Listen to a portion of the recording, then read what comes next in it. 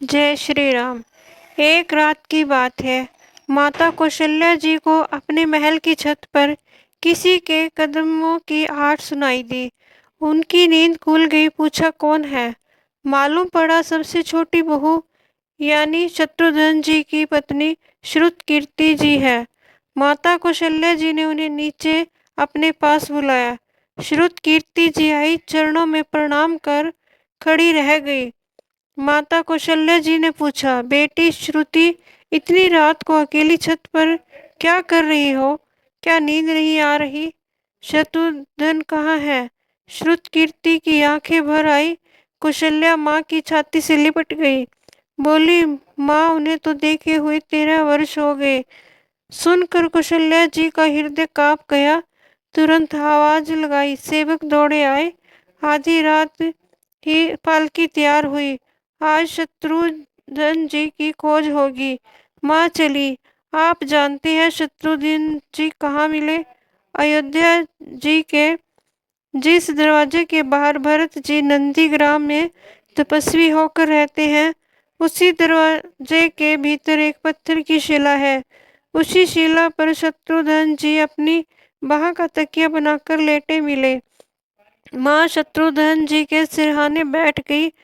होले से बालों में हाथ फिराया तो शत्रुघ्न जी ने आंखें खोली। माँ उठे, चरणों में गिरे। माँ, आपने आने का क्यों कष्ट किया? मुझे बुलवा लिया होता, माँ ने कहा। शत्रुघ्न यहाँ क्यों? शत्रुघ्न जी की रुलाई फूट पड़ी। बोले, माँ, भैया राम जी पिताजी की आज्ञा से वन चले गए। भैया लक्ष्मण जी उनके पीछे चले गए। भैया भरत जी भी नंदीग्राम में है। क्या ये महल, ये रथ, ये राजसी वस्त्र विधाता ने मेरे लिए ही बनाए हैं? शत्रुघ्न जी की बात सुनकर माता कौशल्या जी निरुत्तर रह गई। देखो क्या है ये राम कथा। यह भोग की नहीं, त्याग की कथा है।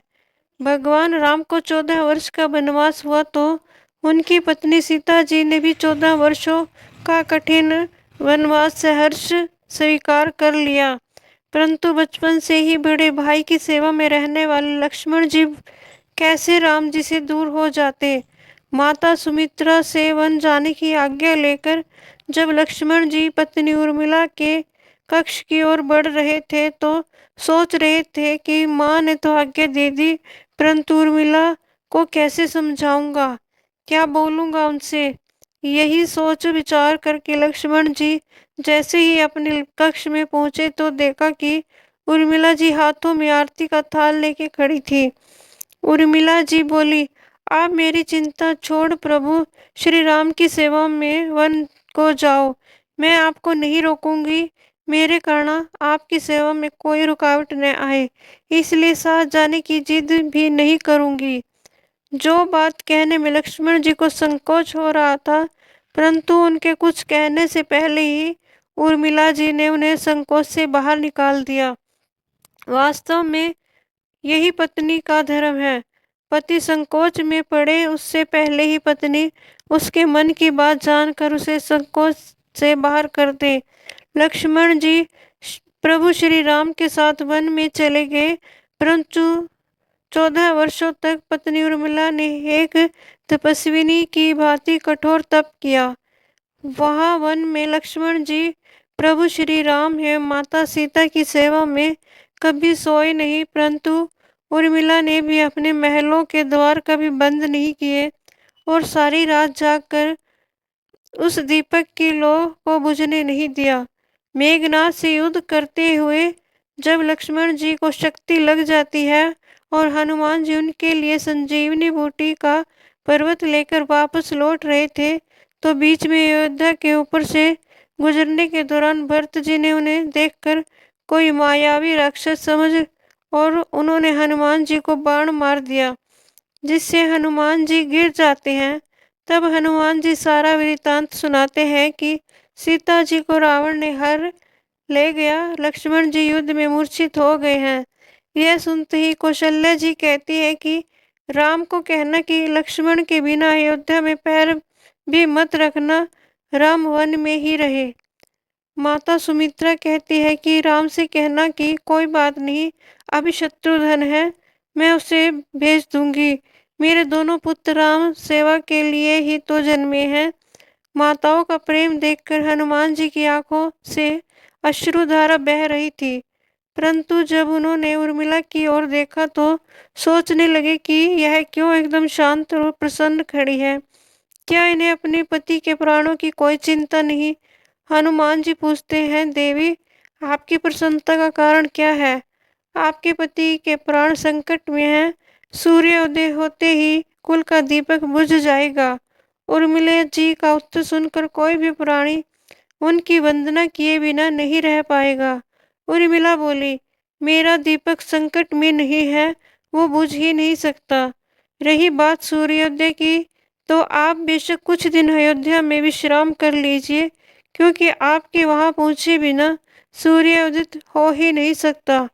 आपने कहा है कि प्रभु श्री राम मेरे पति को अपनी गोद में लेकर बैठे हैं। जो योगेश्वर प्रभु श्री राम की गोदी में लेटा हो, उस काल उसे छू भी नहीं सकता। वह यह तो वो दोनों लीला कर रहे हैं। मेरे पति जब से बन गए हैं तब से सोए नहीं हैं। उन्होंने न जाने सोने का प्रण लिया था, इसलिए वो थोड़ी देर विश्राम कर रहे हैं। और जब भगवान की गोद मिल गई तो थोड़ा विश्राम ज्यादा हो गया और वे उठ जाएंगे। और शक्ति मेरे पति को लगी ही नहीं, शक्ति तो प्रभु श्री राम जी को लगी है। मेरे पति की हर श्वास में राम, हर धड़कन में राम, उनके रोम रोम में राम है, उनके खून की बूंद बूंद में राम है। और जब उनके शरीर और आत्मा में ही सिर्फ राम है तो शक्ति राम जी को ही लगी, दर्द राम जी को ही हो रहा है।